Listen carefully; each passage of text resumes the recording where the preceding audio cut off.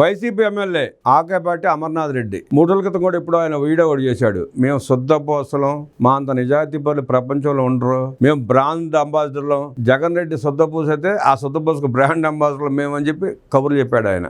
ఇవాళ చూస్తే ఆయన పరుల భూమిని 5 ఎకరాలు ఆక్రమించుకుని చేసిన విన్యాసాలు. నిన్న ప్రజా దర్బార్లో ఆ ఇబ్బంది పడ్డ రైతు వచ్చి మొత్తుకుంటున్నాడు, బాబు మా 5.5 ఎకరాలు అంత నొక్కేశాడు, మాది మాకు ఇప్పించండి మహాప్రభు అని చెప్పి వాళ్ళు కన్నీటి పరిమితం అవుతున్నారు రైతులు. గ్రామాల్లో ఉండే రైతులు 5 ఎకరాలు, 10 ఎకరాలు, 2 ఎకరాలు, 3 ఎకరాలు అంతకుమించి ఏముంటుందండి వాళ్ళ దగ్గర ఉన్న 5 ఎకరాలు కూడా లాక్కుని భూ బకాసురులాగా మేటేసిపోయారు వీళ్ళు వైసీపీ నాయకులు. పోతే 4/8 అడుగులు బతుకుంటే 4 లక్షల ఎకరాలు కూడా చాలట్లా వీళ్ళకి. ఆ కేసు ఏంటి చూద్దాం. ఆకేపాటి అమర్నాథ్ రెడ్డి ఎమ్మెల్యే వైసీపీ, ఆయన దోపిడీ ఏంటో చూద్దాం. టీడీపీ కేంద్ర కార్యాలయంలో బుధవారం ప్రజా వినతుల స్వీకరణ కార్యక్రమంలో వైసీపీ నాయకుల ఆగడాలు, భూ కబ్జాలపై ఫిర్యాదుల వెల్లువ.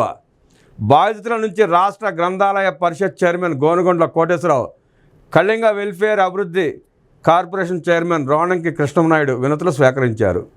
వైసీపీ ఎమ్మెల్యే ఆకేపాటి అమర్నాథ్ రెడ్డి ఇతరులను ఆర్ఎస్ఆర్ భూమి అయిన సర్వే నెంబర్ 56/1లోని 5 ఎకరాల పొలం అక్రమంగా ఆన్లైన్ చేసుకున్నాడని ఫిర్యాదు అందింది.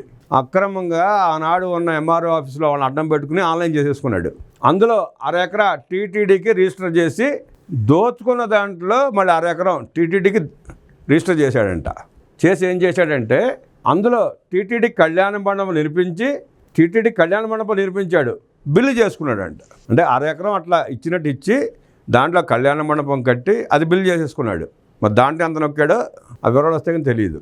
మిగతా 5 ఎకరాలు భార్య పేరు మీద రాయించుకుని అనుభవిస్తున్నాడని అన్నమయ్య జిల్లా రాజంపేట మండలం మేకావారిపాలెం గ్రామానికి చెందిన గన్నె నర్సయ్య నాయుడు ఫిర్యాదు చేశాడు. విచారణ జరిపి న్యాయం చేయాలంటూ మొత్తుకుంటున్నాడు. 5.5 ఎకరాలు దోచుకున్నాడు.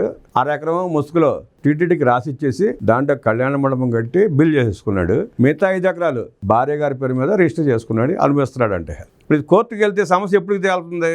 కనీసం 30 ఏళ్ళు పడుతుంది. ఆ ఎమ్మెల్యే మదించి ఉన్నాడు కాబట్టి డబ్బు మదంతో కొవ్వుతో సుప్రీంకోర్టు దాకా వెళ్ళగలుగుతాడు.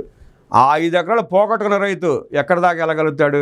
ఆ రైతుకు న్యాయం ఎలా జరుగుతుంది? ఒక సామాన్యుడు జిల్లా కోర్టుకు వెళ్ళాలంటేనే కష్టపడే పరిస్థితుల్లో సుప్రీంకోర్టు దాకా వెళ్ళి ఇలా మదించిపోయి ఉన్న దోపిడీదారులను తట్టుకోవడం అవుతుందా? వాళ్ళ వల్ల అవుతుందా? ప్రభుత్వాలు, రాజకీయ పార్టీలు, వ్యవస్థలు ఆలోచించాలి. ఇలాంటి దుర్మార్గుల్ని ఆ పంచాయతీకి పిలిపించి మెడలు వంచి వాళ్ళ పొలం వాళ్ళకి ఇప్పించాలి. స్పాట్లో కోర్టుల చుట్టూ తిరిగితే అయ్యే పనులు కాదు. ఇక జగన్ రెడ్డి హయాంలో నిలిపివేసిన పెన్షన్ తిరిగి పునరుద్ధరించాలంటూ బాపట్ల జిల్లా చీరాల నియోజకవర్గం వేటపాలెం మండలం దేశాయపేట గ్రామానికి చెందిన చల్లా ఏకంబరం మొరబెట్టుకున్నారు.